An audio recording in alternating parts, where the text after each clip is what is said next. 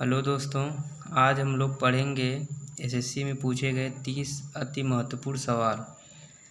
पहला सवाल है, सेब में कौन सा अम्ल पाया जाता है? तो कौन सा अम्ल पाया जाता है सेब में?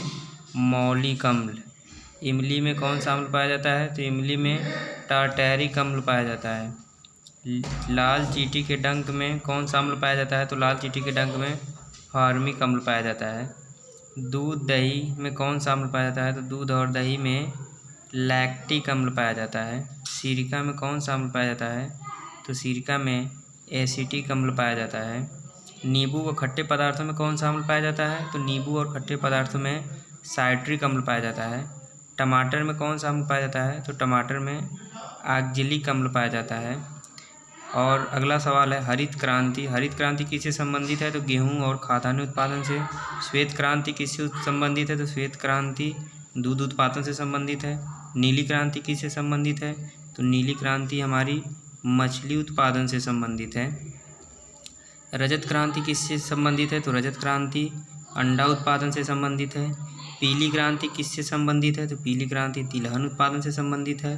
काली क्रांति किससे संबंधित है? तो काली क्रांति पेट्रोलियम उत्पादन से संबंधित है। लाल क्रांति किससे संबंधित है? तो लाल क्रांति टमाटर उत्पादन से संबंधित है। भूरी क्रांति किससे संबंधित है? तो भूरी क्रांति उर्वरक उत्पादन से संबंधित है। गोल क्रांति किससे संबंधित है? तो गोल क्रांति आलू उत्पादन से संबंधित है। अमृत क्रांति नदी जोड़ो परियोजना।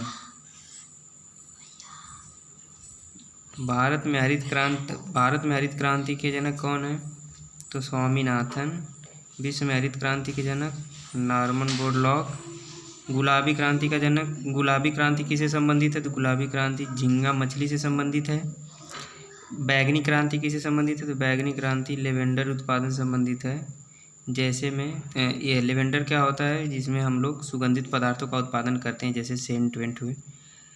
डस्टलिक सेकंड युद्धाभ्यास किन देशों के बीच होता है? तो भारत और उज्बेकिस्तान के बीच में होता है।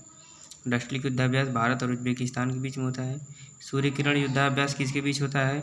तो भारत और नेपाल के बीच होता है। अलनगाह युद्धाभ्यास किसके बीच होता है? तो भारत और ओमान के बीच होता है। खंजर युद्धाभ्यास किसके बीच होता है? तो भारत और किर्गिस्तान के बीच होता है। ब्रज प्रहार युद्धाभ्यास किसके बीच होता है? तो भारत और अमेरिका के बीच में होता है। शक्ति युद्धाभ्यास किसके बीच होता है? तो शक्ति युद्धाभ्यास भारत और फ्रांस के बीच में होता है।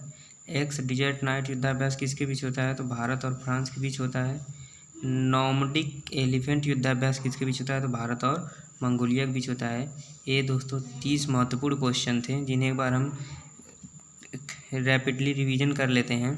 तो पहला क्वेश्चन मेरा था कि सेब में कौन सा अम्ल पाया जाता है? तो मौलिक अम्ल। इमली में कौन सा अम्ल? टार्टैरिक अम्ल। लाल चींटी के डंक में कौन सा अम्ल? फॉर्मिक अम्ल। दूध दही में कौन सा अम्ल? लैक्टिक अम्ल। सिरका में एसिटिक अम्ल। नींबू में साइट्रिक अम्ल। टमाटर में ऑक्जेलिक अम्ल। हरित क्रांति गेहूँ से। श्वेत क्रांति दूध।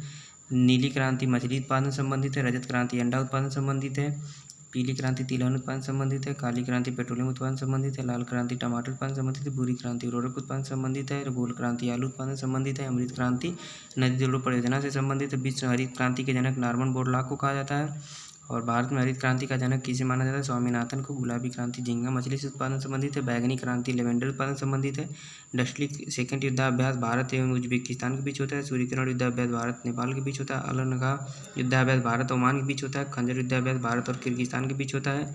ब्रज प्रहार युद्धाभ्यास भारत और अमेरिका के बीच होता है। शक्ति युद्धाभ्यास भारत फ्रांस के बीच होता है। एक्स डिजर्ट नाइट युद्धाभ्यास भारत फ्रांस के बीच होता है। नॉर्डिक एलिफेंट युद्धाभ्यास भारत और मंगोलिया के बीच होता है। ऐसे ही जीके की इम्पोर्टेंट्स वीडियो पाने के लिए हमारे चैनल को सब्सक्राइब करें और हमसे जुड़े रहें। धन्यवाद।